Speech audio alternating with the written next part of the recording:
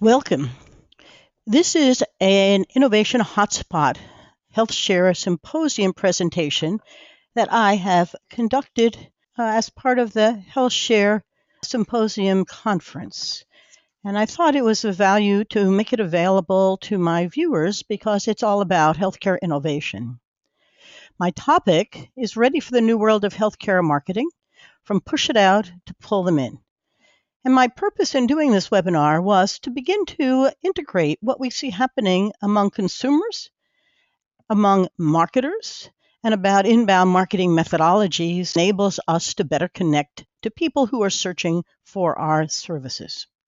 So what's happening in healthcare marketing and why should we pay close attention? It's really important to know that the times are changing. And as anthropologists who work with organizations that need or want to change, we need to become very attuned to how to adapt and adapt quickly to that changing business environment. Patients are becoming people. They have large deductibles and they're becoming consumers and they have lots of options. And we'll talk about that. Markets can't be more of the same cheaper. And no longer can we push it out and hope that we capture them and they find us. It no longer is create demand and see if you can catch them. Now we have to catch them, and we have to catch them in a systematic way through the buyer's journey so that they can really see that we care about them and they are our most important investment. The real voyage of discovery consists not in seeking new landscapes, but in having new eyes.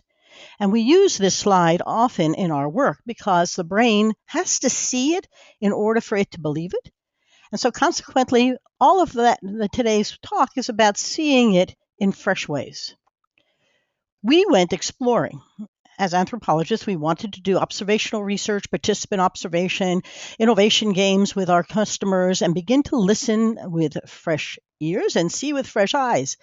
And then we did a survey of healthcare marketers to see how they are changing.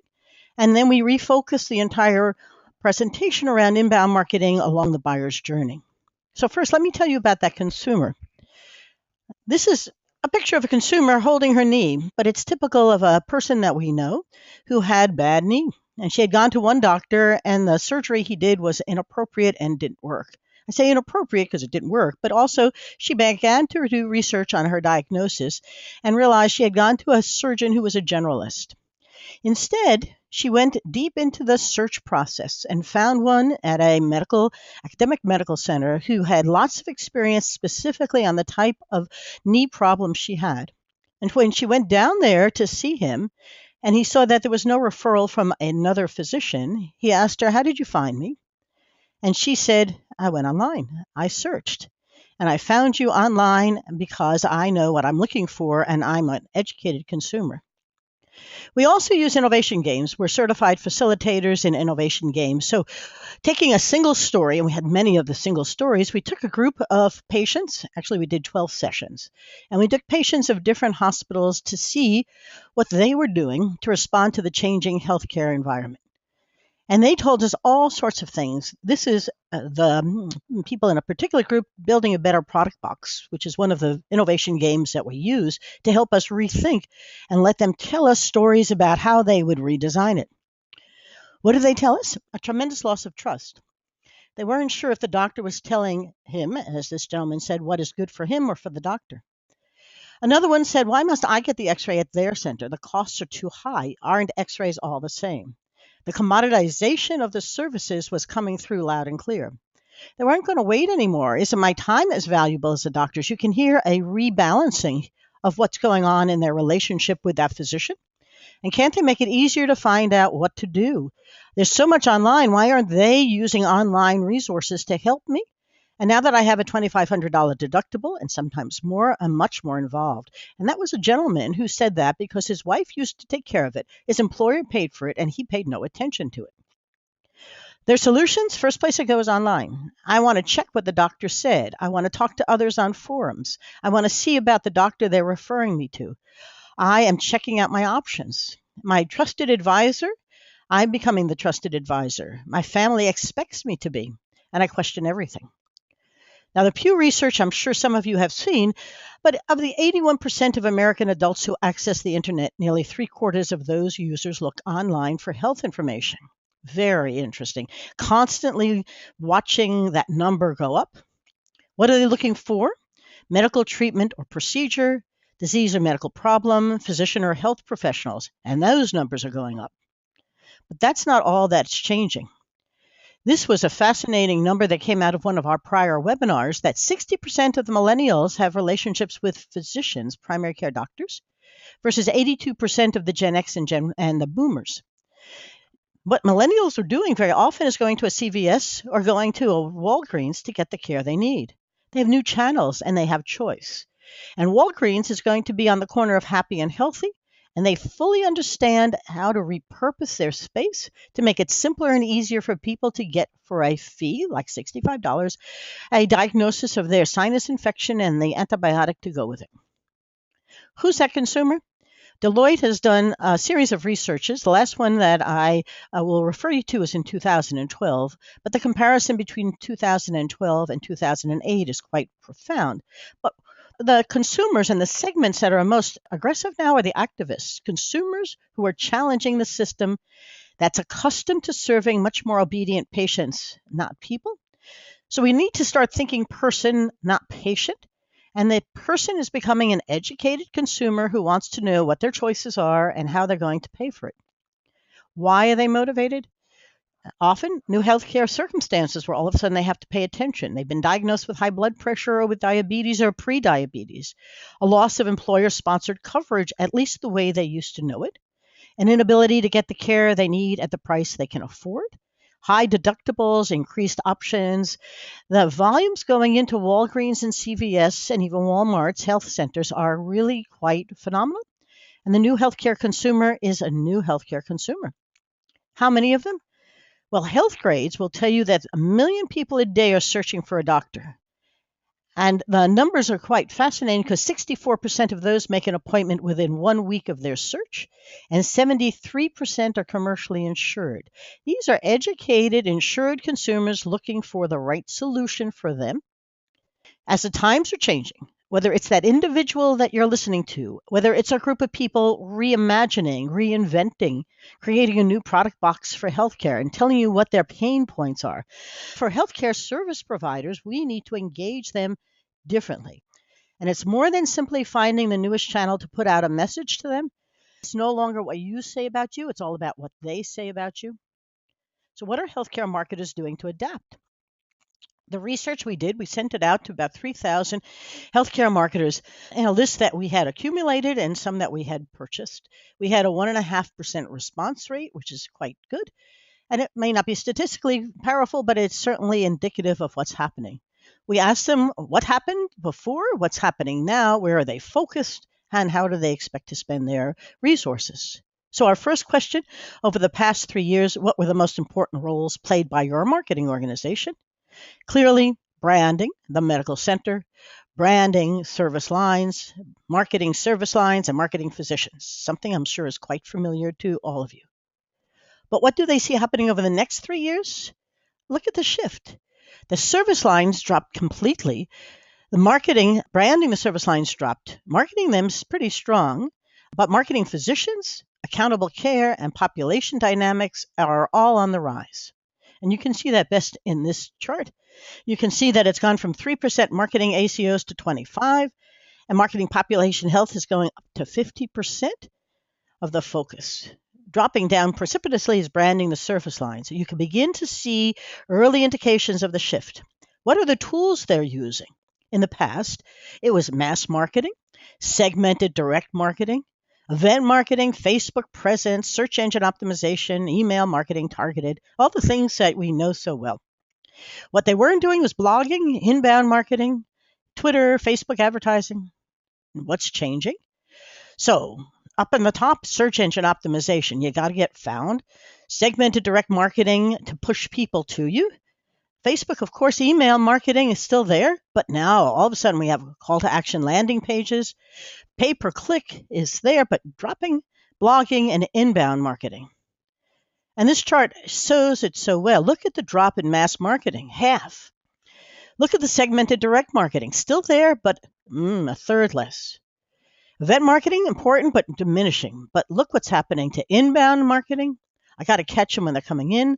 Blogging, they're not as high as we're going to talk about in a moment, and landing pages to capture them. So we begin to see a shift happening. Tsunami is coming. Are you paying attention? It's time to rethink marketing. So let me give you, with that as the context of the changing times and the changing consumer, how to go inbound. First, the philosophy. This is built around a philosophy and a process that reflects our roles, not in selling something, but in helping people find the right answers to the right questions at the right time. It's built around this new consumer who gets found by qualified leads online with content. That search engine optimization is not insignificant. Website pages, the blogs, optimized for search and social media at the right time. How do we push people through that buying process? What's the buyer's journey? The philosophy is grounded on life cycle marketing. I know that Health Grades is doing buyer journey work. We're talking to them about doing a presentation for SHISMED on the buyer's journey. We recognize that people go through different stages as they interact with healthcare organizations, and each stage requires different marketing actions. Inbound arrives from this philosophy. So instead of buying ads, buying email lists, or sending direct mail, inbound focuses on creating educational content that pulls people towards your website where they can learn more about what you sell on their own. And it's omni-channel because they use their devices at different times during the day, and they search and they find you at different times and different devices. So this is about marketing with a magnet. Think of the visual, not a hammer. If that's the philosophy, what's the method? So the buyer's journey goes from them being strangers to being visitors on your site to creating leads out of them and customers and promoters. So the buyer's journey is converting them from someone who doesn't know you're the solution. To do that, you have to attract them. And maybe that's a combination of things like even emails, but we have to get them to us. We have to convert them, close, and delight them. And the methodology leads to tools that we'll talk about next that are designed at the right time, at the right place for the journey that they're on. First step is how do we attract them? And that requires blogging, social media, and website visitors. You want to attract them who will become your leads. Attracting your ideal customer or buyer persona is by creating content that's valuable and easy for them to find. That means you want your website and all of your postings to be written for both the searcher and the search engine. And healthcare marketing sites, by and large, have been criticized for writing for the doctor. It's at the 10th grade, 11th grade reading level. Google likes 6th grade reading level, sometimes 5th. It's written in a much different fashion for the purpose that it's supposed to serve. Then once you get them coming, if you don't end up on that first page, you don't exist. And then when you're there, you have to get them to convert, to stay around and search further, and to look. And that requires visitors into leads. You have to gather their contact information. And you're going to have to offer something to them in return for that information. Maybe it's a white paper, an ebook, or a video, or webinar. And then you have to figure out what you're going to do to close the sale. If you've got them on their journey and they're ready to convert from a stranger to a lead to a patient, what are you going to do that? And as you close the leads and turn them into customers, you're nourishing them. And you have to transform them with targeted automated email nurturing that thanks them for downloading that ebook or watching your webinar and makes it simple and easy for them to contact you if they want to come to a seminar or talk to a doctor or learn more. And then once they become your patient, don't stop. Now they become your promoter and they'll share what they've learned, particularly if they have a chronic illness or they've come for a particular kind of service that they have been delighted by. So once you delight them, they become your promoters. And hopefully they're going to upsell other services. So they didn't even come in just for that new assessment of their diabetes, but now they're coming in for ongoing management of their diet and exercise. And you can have a mobile app that's going to help them stay on course so that you can keep engaging with them. Now that we've covered the methodology, we're ready to dig deeper into the tools you need to get visitors, leads, and customers. So I've given you a philosophy. We've got the methodology and a thought process around the buyer's journey. How do these tools work? So, tools to attract strangers to your site. having the site pages optimized, making sure you have the right keywords, long tail keywords, where there's enough volume in search so that there's also value for you to have a front page on Google presence. Social media, where you are using all of the tools today to tell your story, and blogging. I want to emphasize blogging because only, the number had gone from 5 to 22%. Blogging should be 100%. Companies that blog is because it's one of the most effective ways to attract potential customers to your site. Seriously, I can only tell you that blogging from my customers and for ourselves works.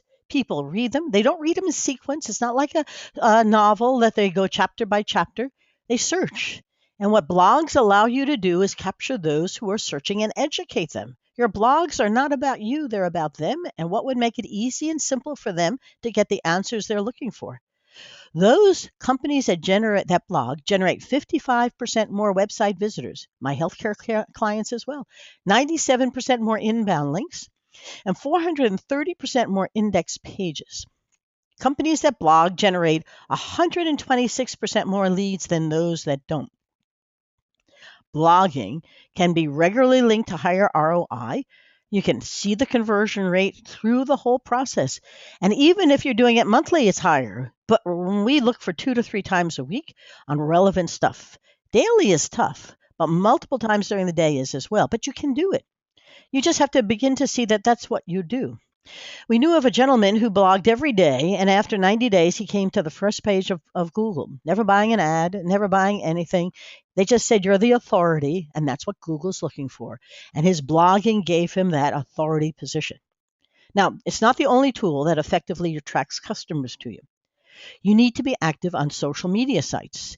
Now, this quote is perfect. If a hospital's Facebook page has many likes, this page tends to attract more likes for hospital posts, more visitor posts, and more visitor recommendations. That's the graph on the bottom. And you use that and the profile pages and all the stories there to engage with your prospects and make you human. Make sure your content is around targeted keywords. This is a HubSpot keyword page, but we use this extensively. And there are other tools out there that you can use as well, building it around the buyer's persona so that you make this a conversation with that Betty or Jennifer or Tom who's searching for a solution to their rotator cuff, or their knee injury, or their hip replacement. Keep your website with fresh pages. It's not insignificant. If you've left your pages the same forever, they're not doing you much good. And what tools do you use to turn traffic into leads? Well, you got to do something that's engaging. So you need a call to act. Download this white paper now and learn more about the latest in hip replacements. Landing pages where you can capture their information in exchange for giving them that webinar. Forms that help you fill out the right information, in a database where you can analyze it. We urge you to think about good call to action buttons. A call to action are a link that encourage your visitors to take action. Download a white paper, attend a webinar, look at this video, come to a seminar, and that has to be enticing enough. And I show you this because this is from Brigham and Women's Hospital, and this is at the forefront of innovative treatments and care. Leading the way, everything possible for you. Fill out this form and we will tell you more. Call us at. You can see the integration where the prospect submits information that your sales team can use to begin a conversation with them. Oh, and that sales team. Perhaps it's time you think about this being an integrated marketing and sales process so the poor patient doesn't have to do it all by themselves. We have a client that's very big in TAVR. This is another that has an excellent landing page. Is TAVR right for you? The revolutionary heart valve procedure giving new hope to patients with high risk or inoperable aortic stenosis. An excellent landing page. Tells you the benefits, gives you the bullets so it's simple to read. Let's Talk is a great call to act with good information. House all your contacts in one place. You really want to see the thread. And you need to do it in such a way as you can watch their progress over time and see how they're going through their buyer's journey so you can reach out at the right time. What do you do to turn them into leads, into customers? You need the email follow-up, the marketing automation, and the CRM. This happens to be for a precision CyberKnife, and it's a program of Mather Hospital. It's really sent to doctors, but why not? Still ready to download a white paper, not ready to become a customer? It can be done in all sorts of ways. Nurture them with a series of emails focused on useful, relevant content until they're ready. Then close the loop. Make sure that you have your customer relationship management system in place, and you're focused on the most qualified leads. You can't do everyone, but you can keep nourishing all of them through the process and converting them systematically when they and you are ready. Once you can bring them in and they become part of your engaged relationship and they've been delighted, keep delighting them. One hospital is following people after surgery, knee surgery, with mobile apps to keep them on their regimen, and they're not overdoing it. And they can follow up and text message them. The methodology is tied into new technology that you can use easily to engage and keep them going. So, what are they all like? First, we want to attract them and get them here. We have to create the blog content and the SEO pages and promote it on social media sites. We need to work understanding that the customer is searching for you. Can you be their educator and capture them as leads? And once you get the leads, can you convert them through call to action? So now you have their information. Can you now have permission to engage them in a process to help them continue along their journey? And can you close it to get them to become your customers? And I use the word customer, not patient, because quite frankly, often you're going to be looking at health population where you want to keep them out of the hospital. You don't want them to be a patient. You want them to be a friend, a customer, somebody who you're helping keep healthy and managing their chronic illnesses so they don't show up in your ED. Sounds a little counterintuitive from what we've known in the past, but the customer is changing as well, and so is the healthcare system. And then once they're part of you, don't stop. Now you've got to delight them. So, in short, our what to do list is who do you want as that person? What keywords are they using? Can you write blogs so they can be informed consumers? Offers and landing pages so they say, yep, I want to know more about that TAVR procedure. And then begin to engage them and delight them so they then share it with others. And that whole process changes that relationship that you have. So the times, they're changing. We know that inbound marketing is no longer SEO, where we see our Google analytics and we know how many people came to our site. Nice, necessary, but nowhere near sufficient. You're looking for ways to capture those people who are searching for a solution by providing the best answers to their search questions. You're using an omni-channel philosophy to meet the consumer where they are. You're going to build trust, and this should not be underestimated. Remember, those consumers were all beginning to wonder whether the doctor was doing things for them or for the patient, the person, the consumer. And combine outbound demand creation, those direct marketing, to say, we're holding a pre-diabetes workshop to keep you from having diabetes. Won't you come online or in person? With inbound demand capture methodologies. And don't stop. It becomes an ongoing relationship that you're cultivating. And now, time for questions. What I'm going to ask you to do, since this is an asynchronous webinar, my information is here. Please send me your questions. We'd be delighted to share with you how we're doing inbound marketing for healthcare organizations, multi-specialty practices, orthopedic groups, pediatric practices, and hospitals and others. So we can share with you success stories and help you decide how you want to begin to approach that consumer and turn them into a fan that can spread your message virally. Thanks again. We truly appreciate you coming.